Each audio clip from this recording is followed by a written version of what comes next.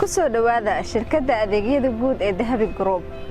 Dahabi Group waa shirkad ka howlgasha dalka Turkiga iyo Soomaaliya waxa ayna macaamiisheeda ugu talagashay adeegyadan soo socda. Iibinta iyo kireynta guryaha dalka Turkiga.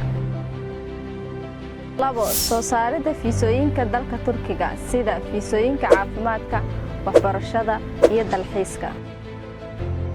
3 soo saaridda fiisooyinka dalalka Malaysia, India, wadamada Afrika iyo fiisooyinka xajka iyo umrada. 4 flight booking-ka diyaaradaha sida tigidhyada kuwa gudaha iyo kuwa caalamiga ah. Daaweynta cudurrada ku dhaca timaha sida bidaarta waxaa lagu qabanayaa qiimo ku raali geliya. kale shirkadda Dahabi Group waxay markii ugu horeysay dalka idin keentay daawooyinka ay soo saarto shirkadda One More. waa shirkad laga leeyahay dalka Turkiga soo saarta daawooyin dabiici ah oo lagu la dagaalamo cudurrada lafaha, murqo xanuunka, dabeesha iyo cudurrada ku dhaca maqaarka sida cambaarka.